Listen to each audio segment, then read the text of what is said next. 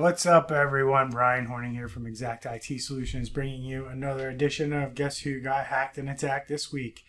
So we have a ton of stuff to go over this week. There are massive amounts of attacks happening against K through 12 schools, colleges, municipal, hospitals. No real big, huge names out there in terms of large companies. But there are a lot of companies or a lot of entities out there that are being hacked, and we're going to blow through a lot of that right now today. And then I'm also going to get into some data, some interesting data about what is going on out there in the world today in terms of businesses and everybody who's getting hacked and breached out there. So let's get right into it. So looking at an article here, we have hackers post stolen data from prominent trucking company following a cyber attack. This is one of Canada's largest trucking companies, and it was posted online by a group of hackers. The company became aware of the ransomware attack on July 31st after employees reported system access issues, but the stolen information was not leaked online until Friday, September 11th. So this is, again, another tactic that we're seeing by the hackers that I've mentioned before, where they're not only encrypting the information, but they're stealing it first, and they're doing what's becoming known as double ransom, where they are holding your data hostage by encrypting it, but then they're also threatening to release the data to the public if you don't pay them. So whether you want to call it double ransom or U.S. staffing firm hit by ransomware again. One of the largest IT staffing companies in America is hit by a second ransomware attack in 9 months. So Tech Information Systems, they provide IT services for IT placement services. So they go out and they find IT companies, employees to work in their businesses. The hackers deployed the ransomware 3 days after gaining unauthorized access to some company systems, as it says, but then they got hit again. So they got hit. Now it appears the company has been hit with ransomware for a second time, but from a different source. It brought in around $810 million in annual revenue last year and is among the victims listed on the website of the threat group Maze. And I'm going to talk about that a little bit later. Along with the announcement of the alleged hack, Maze has uploaded a zip file of data that it claims to have stolen from Tech. So here's another firm, US-based firm that got hacked in the last week of September 11th through the 17th. We also had a ransomware computer attack disable a California school district. This is another school district that got attacked. And as I said 4 months ago, the FBI warned that there are K through 12 schools are a huge target. And it appears that this target is now being exploited by hackers. So we have a ransomware virus that took down a California school district's computer system, forcing a shutdown of distance learnings for about 6,000 elementary school students, and officials said. The attack disabled the computer server and email service for the Newhall School District in Valencia, California. The attack affected all online learning in the district's 10 elementary schools. And the Los Angeles County Office of Education defines a ransomware attack as malware targeting human and technical weaknesses by denying availability to the organization's most sensitive data and systems. It's a very good definition. So here we go with another school that was attacked out in California. We also had a hospital in New Jersey hit by SunCrypt ransomware, and data has been leaked. The University Hospital of New Jersey in Newark has suffered a massive 48,000 document data breach after ransomware operation leaked their stolen data. So basically the hackers have released the information on the dark web. You can see a screenshot of it right here on the screen. University Hospital, New Jersey. This was uploaded on 9/12/2020. There's 240 gigs. They give you the address of the organization. The data leak includes patient information, release authorization forms, copies of driver's licenses, social security numbers, date of birth, and records about board of directors. As you can see, they provide screenshots of scrambled folders and what they have been able to exfiltrate as part of the breach. They actually show you a picture of a release form for a patient record. So, this is an example of another attack. Hospitals, K through 12 schools, universities, financial service companies. You are all high targets right now, and everyone in those industries should be taking these threats very seriously and shoring up as much as they can with their cybersecurity as quickly as possible. You guys don't think this is going to happen. I warn it to you, and for some reason everybody thinks, oh, it's never going to happen to me, but it's going to happen. Floral Park, Belarus School District hit with ransomware attack. And the Floral Park Belarus School District officials announced at their Board of Education meeting on Monday that the district's computer system had been infected with a type of malware known as ransomware, impeding its progress in delivering virtual education to students. These hackers know that you are trying to operate virtually. They know that you need the internet, and they know they need your systems to deliver the services that you're being paid to do. They also know that you have very deep pockets in that you have a very large budget and you get paid through tax money, through property tax money, to deliver the services that you deliver to the people you deliver it to. You are a huge target, and if you're not doing the things you need to do, you're going to end up being a victim who's going to need to deal with this, deal with the public relations aspect of it, and deal with paying the ransom. Not only that, I've seen it in other industries. The superintendents of these districts are going to be held liable just like the CEOs if things like this don't stop within districts. You're not going to get a free pass, and you shouldn't be allowed to use tax money to get yourself out of these jams, quite frankly. The computers that are infected with ransomware have parts or all their systems locked, typically until the owners of the systems pay ransom to the anonymous hackers behind it.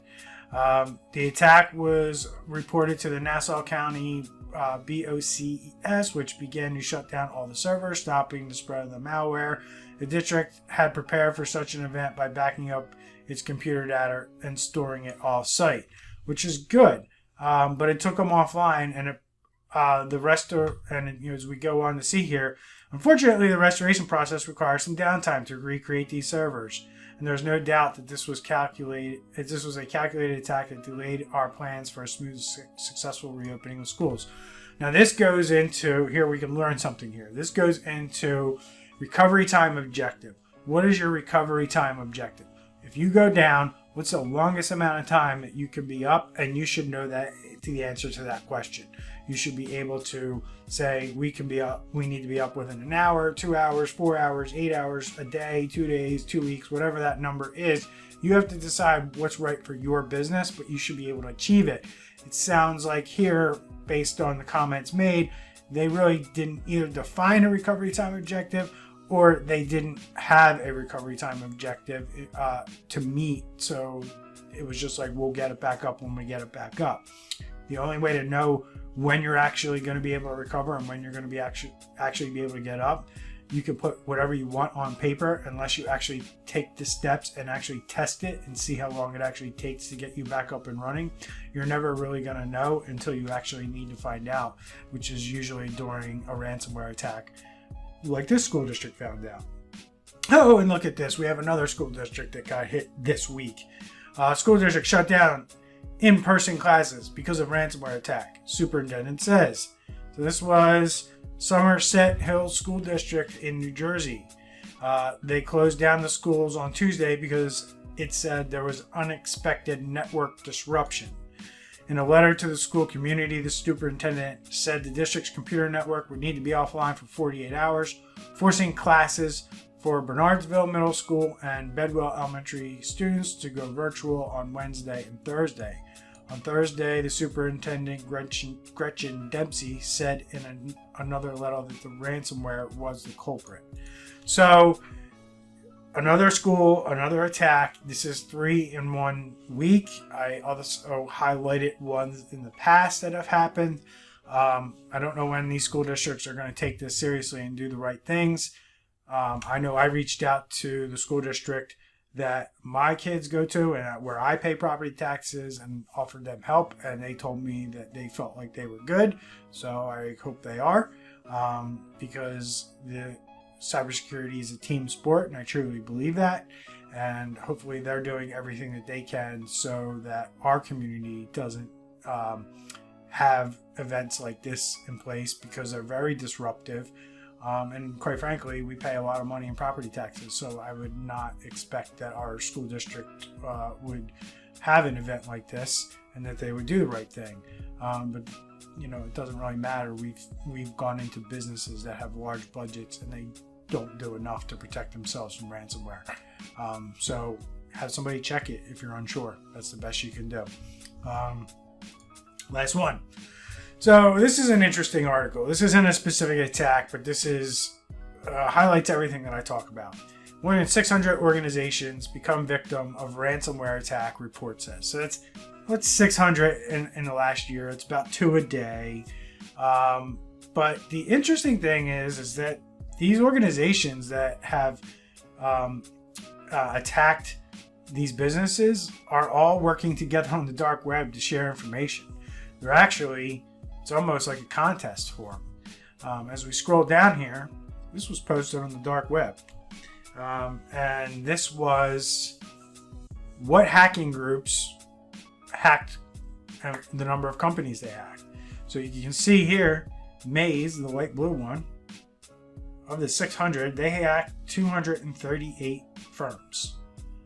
The next one, the orange one here, they hacked 80. And the gray one here, Conti, they hacked 77. And they're sharing this data.